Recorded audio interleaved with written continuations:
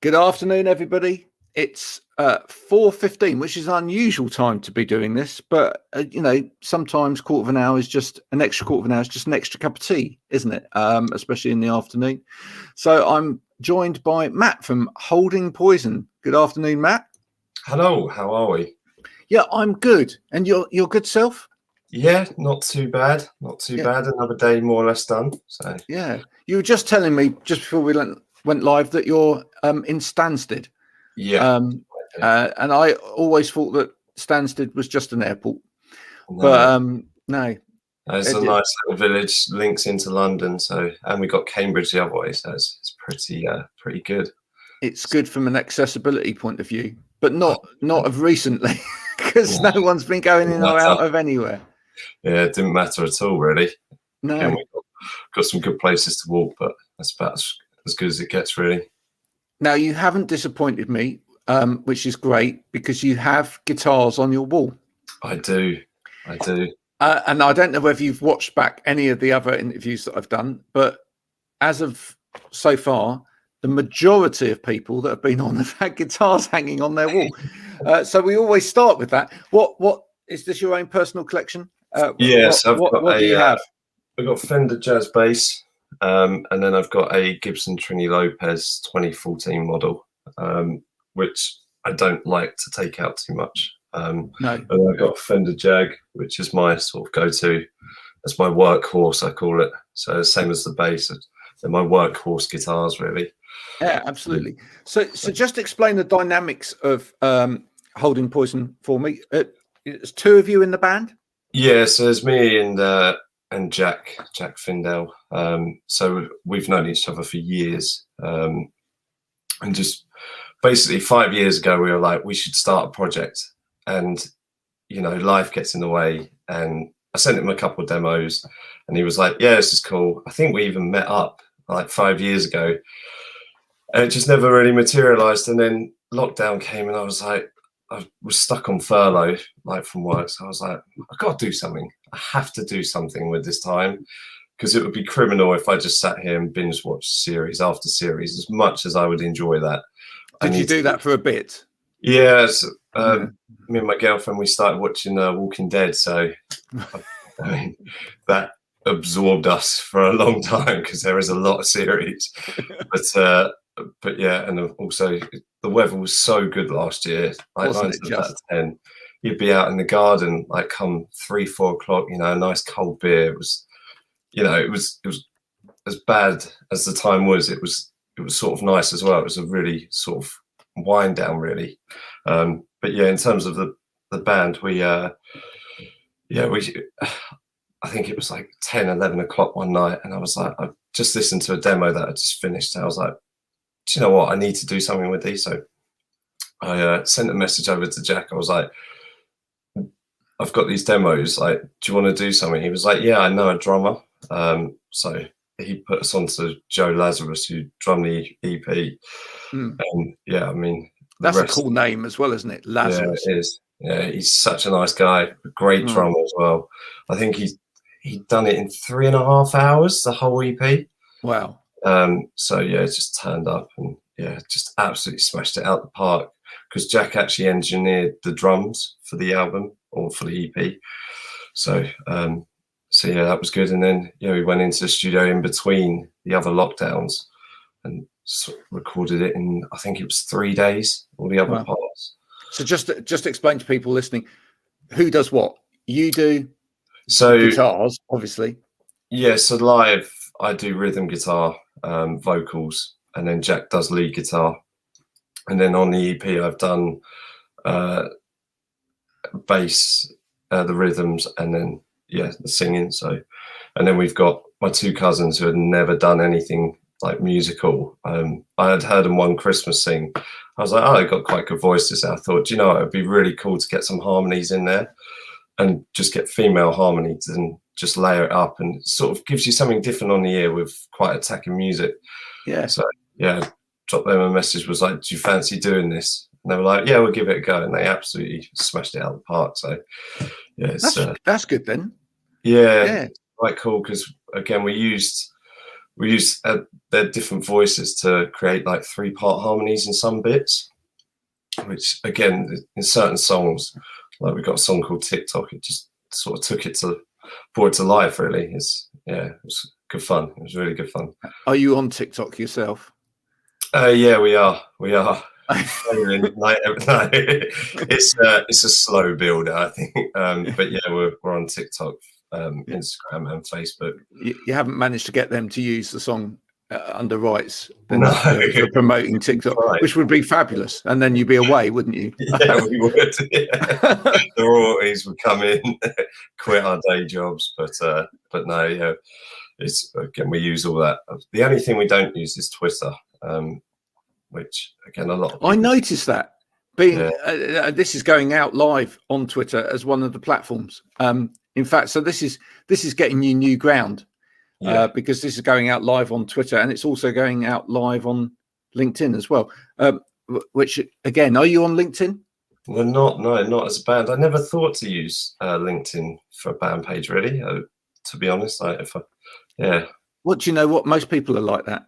That because in fact, some of the promoters that I talk to are like, you go live on LinkedIn, but isn't that full of business people? I go, yeah, and do you know what?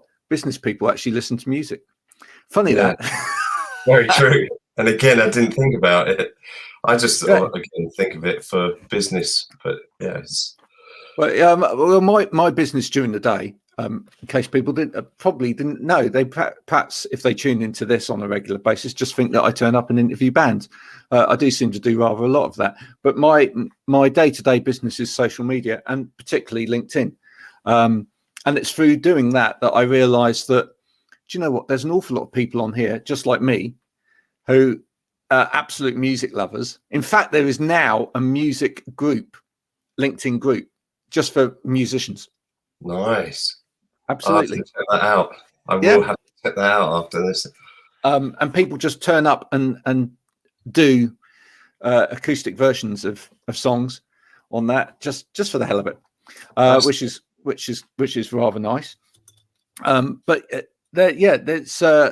it's great, and people do. There's another guy that does posts on sort of classic rock albums or whatever. He finds the most obscure tracks and the most obscure details on bands as well. And you think, I never knew that. It was not just like on this day this guy was born. It's like on this day this guy ate a peanut sandwich, and it's just like, how do you know this stuff? Is he friends with them? Maybe. I think he just reads a lot of music books and genealogy books, etc. I have to say I'm a bit like that myself. I don't read anything other than autobiographical or biographical novels by musicians. That's it. Nice. So yeah, I'm quite well versed when it comes to music. So tell us, describe for people that haven't obviously listened to the band. When this goes out on Spotify, which it will do, we will put in some music around us chatting so that people get to listen to the band. But for anyone that hasn't listened to Holding Poison, tell people what sort of sound that they will expect to hear. So fundamentally, it's a very Foo Fighter-esque, Biffy Clyro-esque sort of sound. Again, like in terms of influences, trying to capture as much influences as possible and getting them into your own sound is obviously always key. Jack's got quite a John Mayer feel with his playing, which is great. Like again, there's a song we do called Curbside, which just opened it up. So it's got like a John Mayer vibe during the verse, but then the chorus is very Nirvana-esque. So it's quite vast, but then obviously we have the attacking side, which is, again, like I said, that Foo Fighter, Biffy Clyro sort of esque sound. But again, for us, it was just sort of trying to find a sound where we were just like, we love this, like, and we enjoy it. And that's the main thing really for us too. We just wanted to not write for other people as such, but just write for ourselves. Well, I guess you've told us there in that sentence as well some of your influences. Yeah. In terms of bands and music, etc. But is there sort of a guilty pleasure that either of you have, music wise, that that you perhaps don't necessarily bring to the table in this band, but you would also listen to? Do you know what? One of the best albums that I think is produced so well is Katy Perry's first album. I have to say, as far away from this sort of genre or sound, it's got that rock vibe. It's got like a Queen feel, but the production is just everything you can hear perfectly.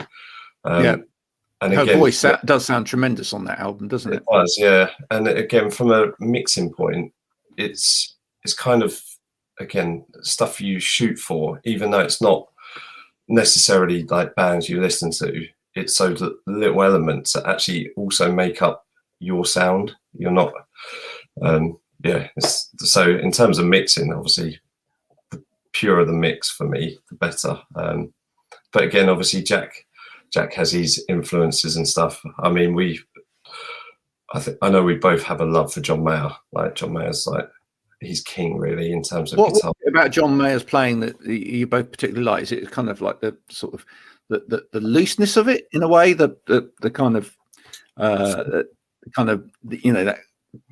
bluesy feel, but it's not a tight bluesy feel, is it? It's quite a loose feel, I think. No, in terms of, for me, in terms of John Mayer, it's his songwriting, the ability that he has, and gets that into songwriting. Like Neon, for example, like I tried to play it once, I couldn't play it. I was like, fair enough, like again, ability and all that. But for me, it is his songwriting. And again, it's the fact he can go from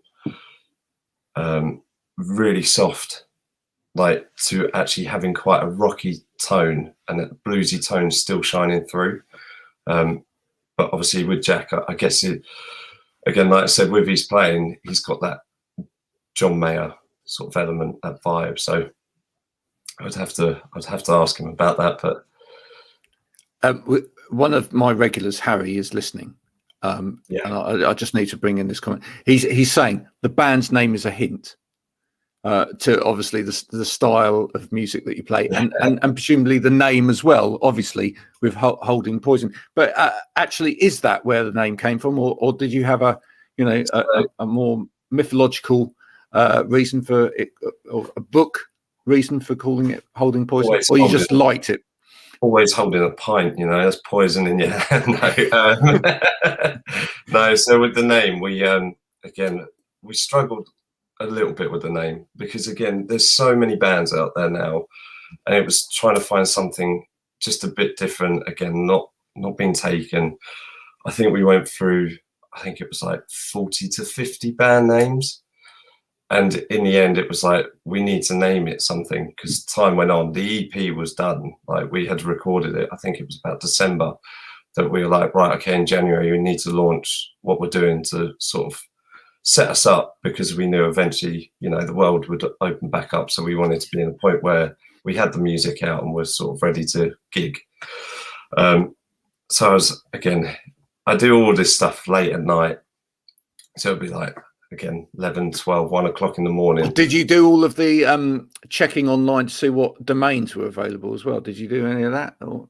I didn't know. I didn't actually do that. So again, I may have missed some aspects of that. But with the name, again, I opened up, I think I was reading something about Foo Fighters, like in their new album, and it had their song listing at the bottom, and I was just going through and I was like, that sounds quite cool. And then again, I made a joke with Jack. I was like, we're always like holding pints and stuff, it's technically poison, so we're it's linkable to us a little bit.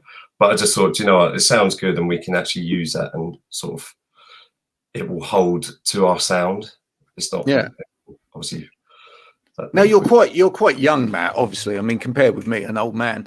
You're quite a youngster, and yet I do still see a huge amount of CDs in the background. Yeah, I've got loads. That's quite encouraging from my perspective. I mean, you still like the physical aspect of music in Yeah, terms of the tangibility of producing something? Yeah, so I've got vinyls as well. I started collecting vinyls probably 5 or 6 years ago. I think the first vinyl I got was Rage Against the Machine's first album, and I thought, do you know what, I'll go hard here and get something that's, you know, a great album. It's a great album. Yeah, it is.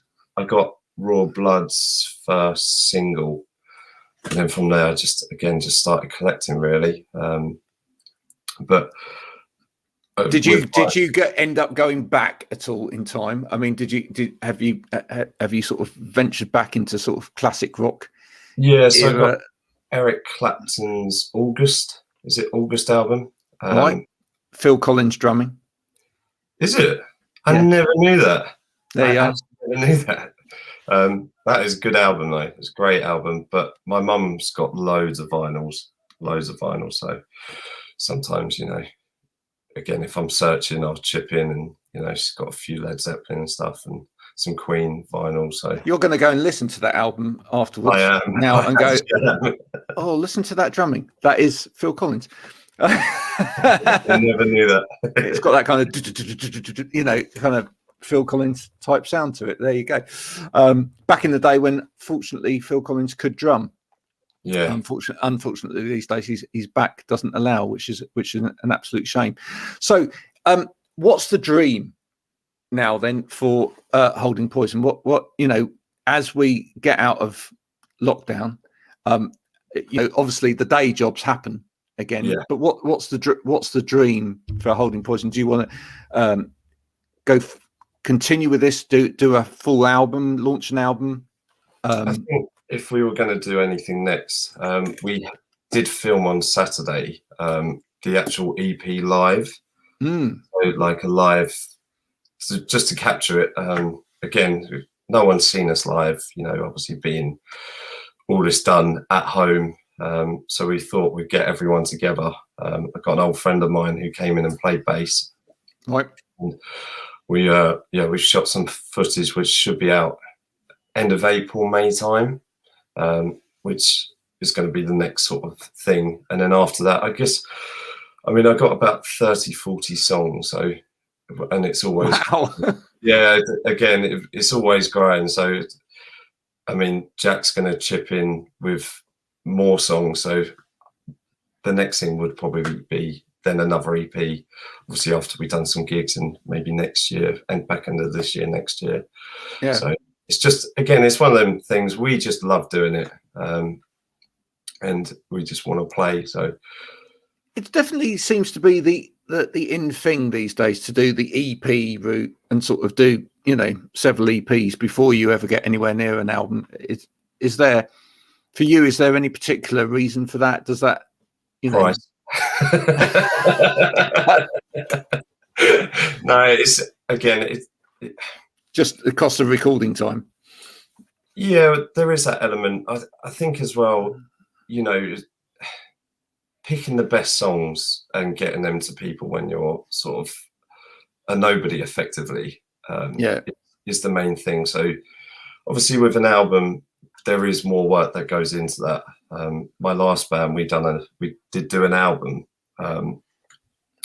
And again, that was a process over time, and the songs came out really good. But obviously, you know, in terms of marketing and, you know, obviously being, does it help? I was going to say, does it help in terms of momentum? It's just, you know, if you're having to wait to produce an album and get that final thing finished, you know, that's a long process, or can be a long process. Whereas if you can work on an EP, or even, you know, one song at a time, get that one song out there, promoted, etc., you're constantly drip feeding your audience, which I guess in a way, especially with a younger audience these days, people don't want to wait around. They want everything kind of instantly, and maybe it just suits that, you know, that dynamic these days of just constantly drip feeding, constantly then therefore building up that relationship with the audience.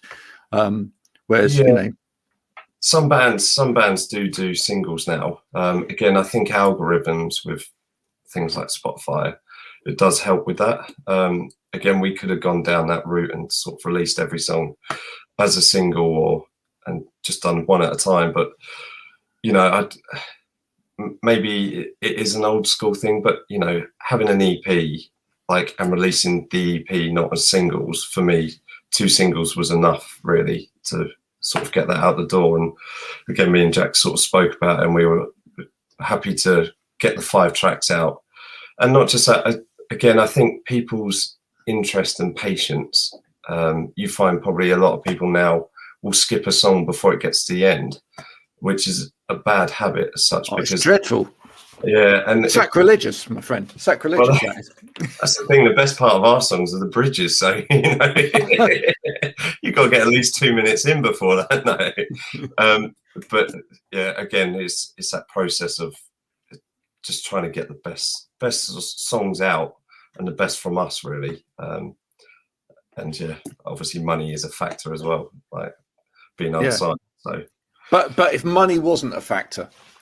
Okay, pretend for 1 minute money's not a factor. You've won the lottery, or someone comes along and says, "Here's the money. Do this. Give up the day job, etc." Then, we'd do an album 100%. I think that's again, it's a whole process of doing an album. Like I said, I've done one once, and it is great fun, even down to the mixing side. It's just a whole process, really.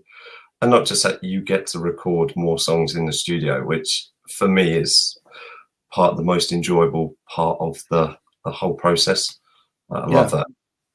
And also, you just love to hold that vinyl in your hands, wouldn't you? Yeah, massively. Yeah. With your own logo and everything on it. Talking about logo, very good logo. Fiona, who recommended that I listened to you, is obviously an artist herself. Who did the artwork? So I've got a friend I went to school with, which again, a dip in and out of contact, but he's very, very talented.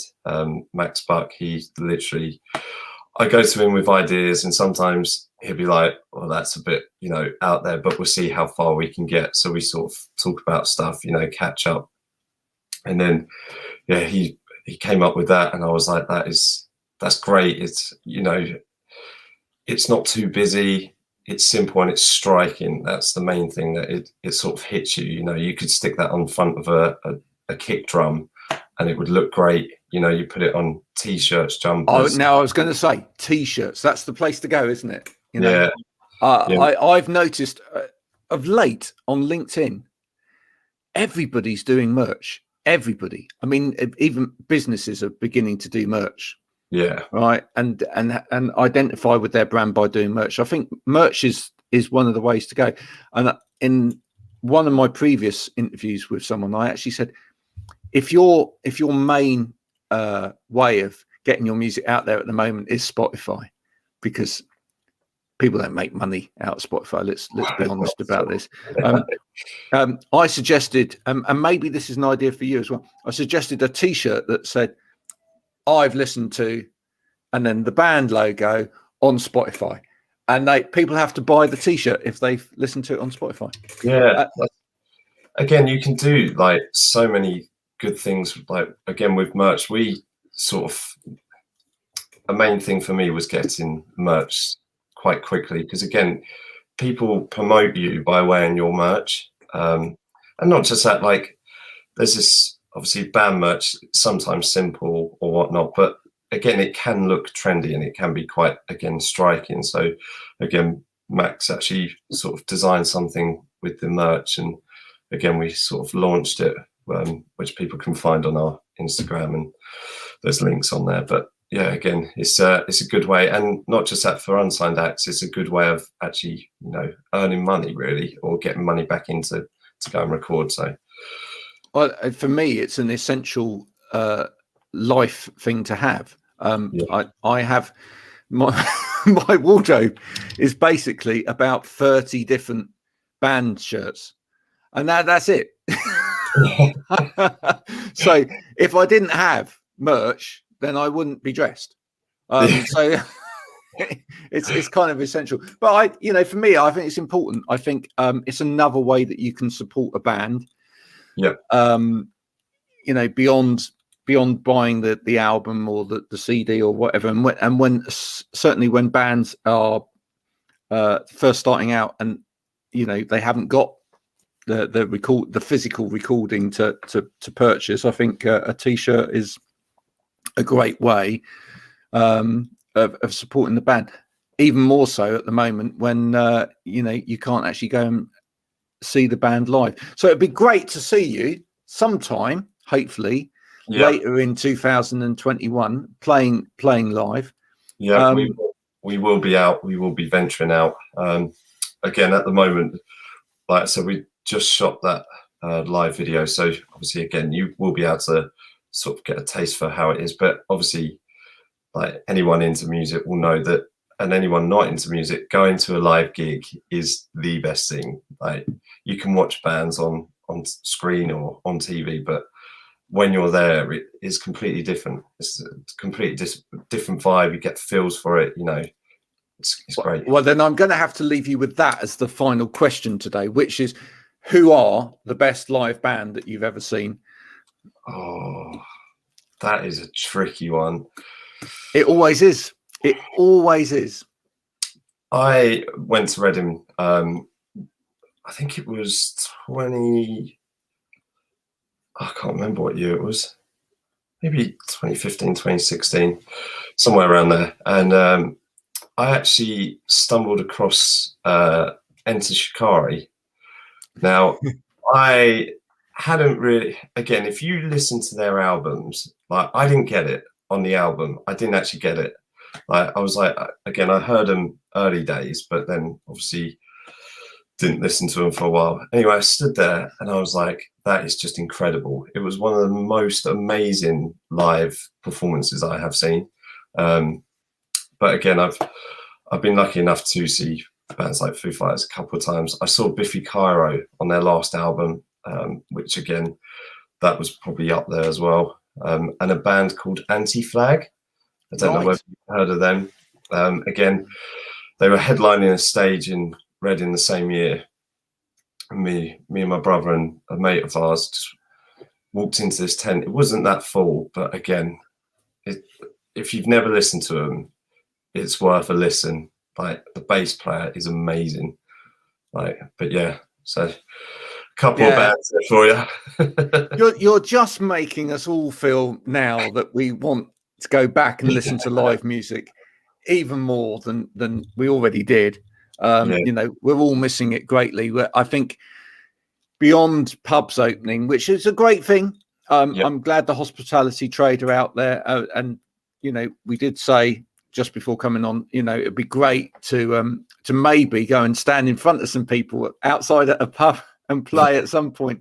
Nice little audience. But no, it'd be great when we finally be able to get live music out and going. I'd still like to find out what the results were of that experiment in Holland. I think it was. I don't know whether you saw that on the news, where the I think it was Holland, where the government, the Dutch government, allowed a music festival to go ahead with no restrictions, just to see just to see what happened in terms of COVID transmission, etc. And people were stage diving and everything else and whatever.